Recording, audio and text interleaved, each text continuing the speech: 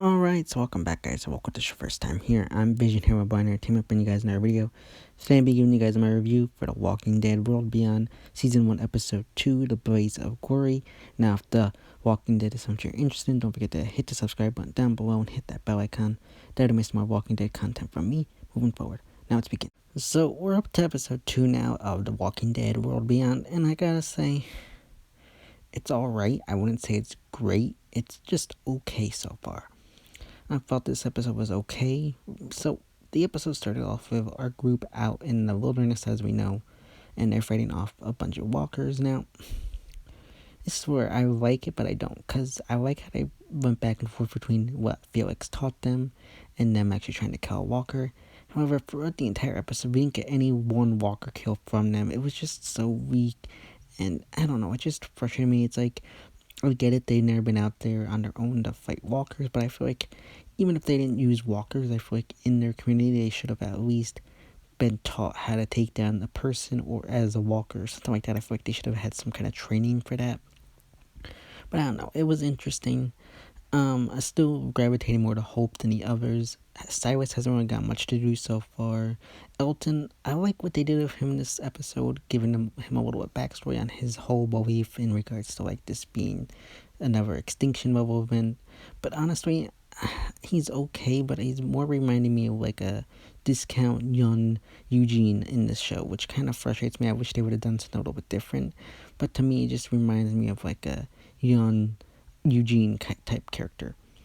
And Iris, she didn't really do too much. I feel like she was kind of in the background a bit. I mean, she did have some moments of hope, and the two of them. But overall, I thought it was interesting. You got Hope, who does at a point does want to turn back, but Iris is kind of pushing him more. So I do like that. And then you got them. They end up getting into a confrontation with one walker, and they spray paint it and then run away and hide out in this treehouse at night. Now, ordinarily, I wouldn't care too much about this. However, the walker then finds them later, so it goes back to the whole smart walker. I feel like that just felt a little bit forced. Like the walker realistically probably wouldn't have found them. So to me, that just was something that frustrated me a little bit and annoyed me. So I'm taking off points there for that, because it seemed like something that definitely shouldn't have happened and just felt forced. And you got Hope goes out there later and they try to kill it, and she freezes up, of course, and isn't able to kill it, and nearly gets herself killed. Now, honestly, I found this very interesting, but at the same time, it kind of annoyed me. Their whole treehouse scene just annoyed me more. It was just kind of filler and slow. And then you got them finally getting to the blaze that they were trying to get through. And they end up trying to get through. Again, they're surrounded by walkers, yet no good walker kills. I don't think they even had one at all. And they end up getting through the fog, and then they realize that they still need to go, but they end up deciding to camp out the night in the middle of like the blaze. Now, you did have Elton, who's proposed a plan, so for one of them to go off to set an alarm for the others to escape. And pretty much the episode ends with Hope going off to do that while the others sleep. So I found that very interesting. Again, it felt a little bit boring. Hope is the only one of the group that I really care about. But then you have another sub-story regarding Felix and Huck, who are trailing them. Now, Huck did get some more forefront, not much, but I do like her and Felix's dynamic. It was very interesting, cool, and I think Huck, if given more chance, is a character that could grow on me. She's definitely an interesting character and definitely has some interesting stuff that could be brought up depending on what they do with her, but I definitely find her character a bit more interesting. But Felix, we do get some backstory regarding him. As we all know, Felix has been confirmed to be LGBT. Now, they end up doing a whole backstory for him in this episode. Now, look, I don't have an issue with him being LGBT. I think that's fine. You know, you have diversity in the shows nowadays. All this is fine. But what frustrated me about this the most is how they went about it. Now, we get a flashback about how he came out to it, how his father was on his computer, found out that he was LGBT, and he kicked him out of the house. Now, it also is revealed that Felix was pretty much the main provider for his family, I guess. Like, for some reason, his father and mother didn't work or something like that. So they kick him out, and then once the apocalypse happened, he returns home However, they won't let him in the house, and he is forced to leave. Now, besides the fact that it's the whole him returning home and them not letting him in the house, because, okay, yeah, whatever, that is the apocalypse. But to me, I feel like they just went the whole generic LGBT route. And because I feel like it's typical, the kid's parents don't accept him, so they kick him out. And uh, whenever you do something like that, it just, I don't know, I didn't really like it. It kind of frustrated me a little bit. It's like they wanted to have an LGBT character, but they didn't really know how to go about making a background for the character, so they just went the generic route. Now, if it was me writing the episode, I would, I think it'd be fine. Have the parents kick him out or whatever. But then at the end of the, once he returns, say the father came around and finally accepted him.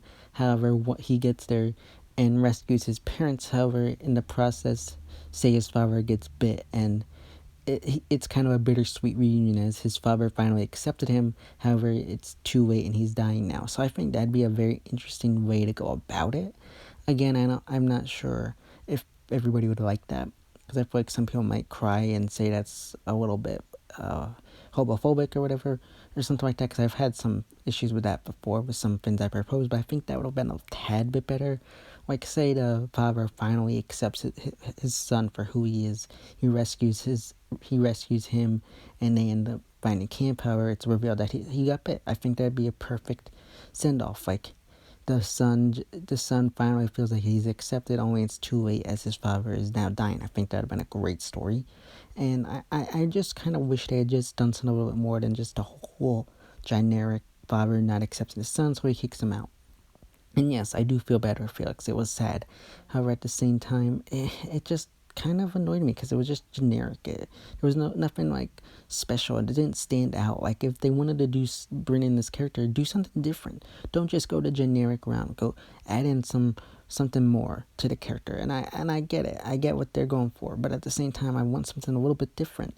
I mean, other shows have done that where the parent just kicks them out because they don't accept them.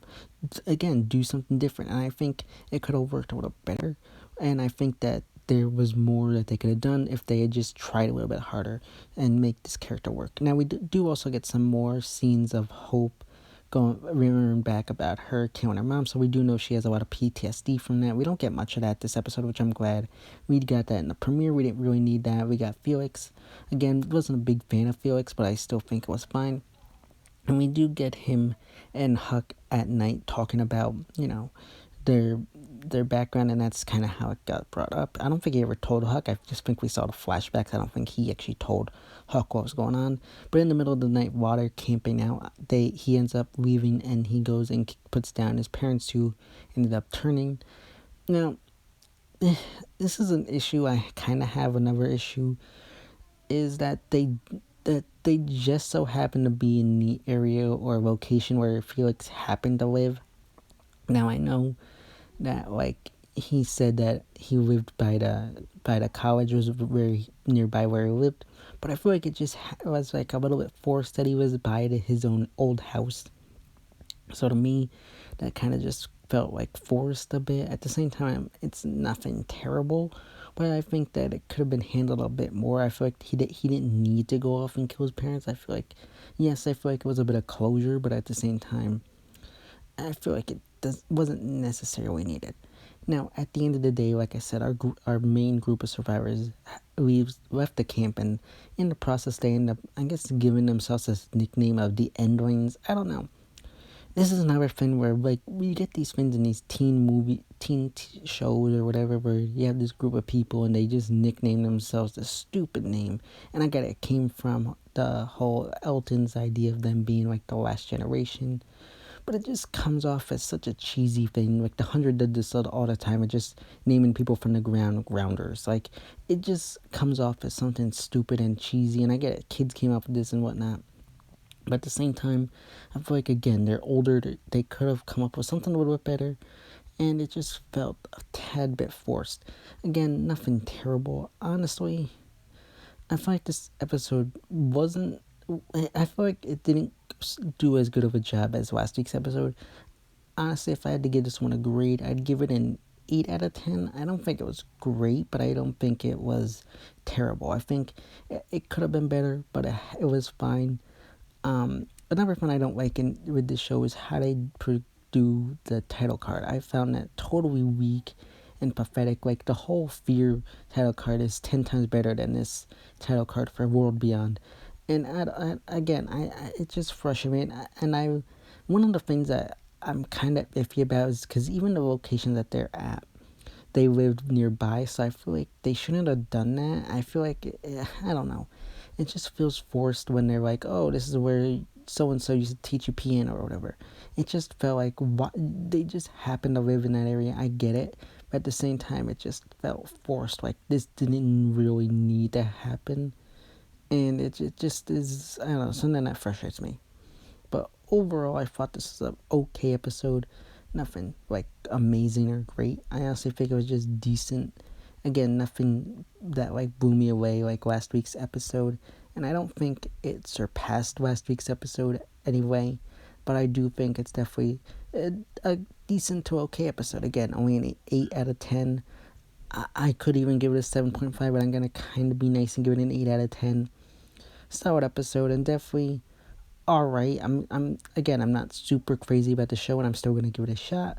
And I'm just still curious to see what they go on here, but it's not something like I'm crazy excited to see what happens with the show moving forward. It's just something that I'm like, okay, let's keep going and we'll see how things turn out. But that's just me. Let me know how you feel about the episode in the comment section down below. So yeah, guys, that's my review for The Walking Dead World Beyond Season 1 Episode 2, The Blaze of Gory.